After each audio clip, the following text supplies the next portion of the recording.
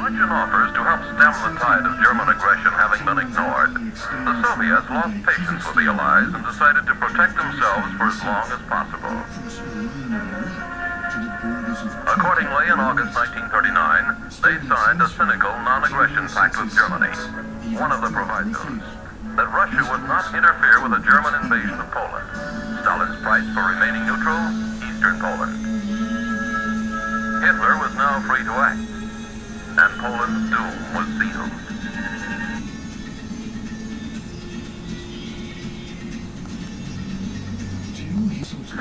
The 1st of September, 1939. The Second World War begins with German air raids on Poland. Soon after, the German battleship Schleswig-Holstein fires at Fort Westerplatte near Gdansk.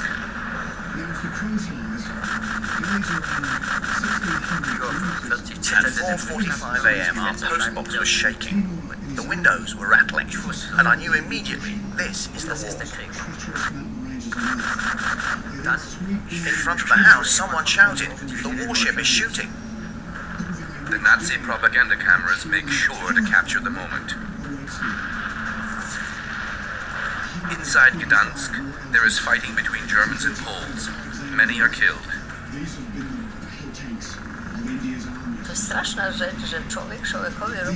We were very sad. Many of our friends were killed. It's appalling that one man can do such a thing to another. It's inhuman. But the war transcends all boundaries.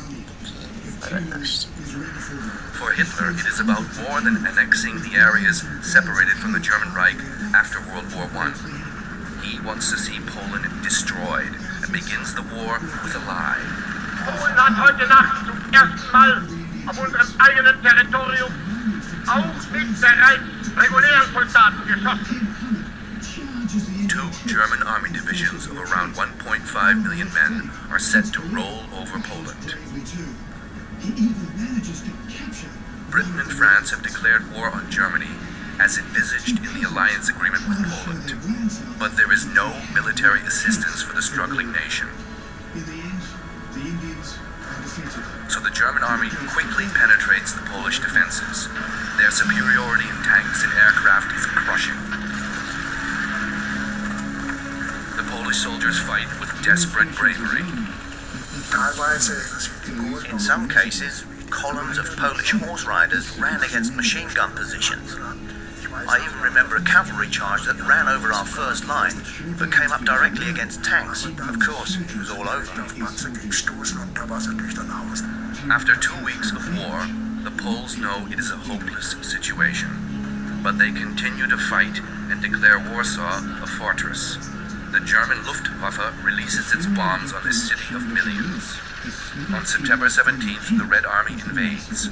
Shortly before the war, Hitler and the Soviet dictator Stalin had agreed to divide Poland between themselves. Behind the front, a different war begins. Thousands of Jews, Polish intelligentsia, and other supposed enemies are arrested, deported, and executed. After 4 weeks of war, Warsaw capitulates. The 120,000 Polish defenders surrender the city to the German general von Blaskowitz. We were all broken-hearted. We asked, what will happen to us? Families will be destroyed, we'll be taken away. We don't know if we'll ever return to Poland.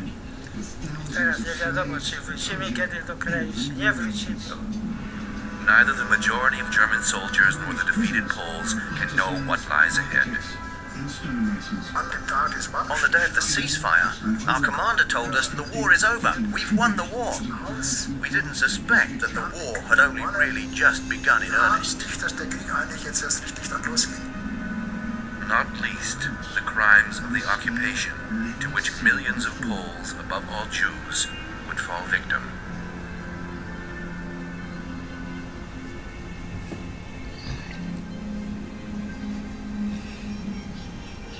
Timur is obsessed by the building.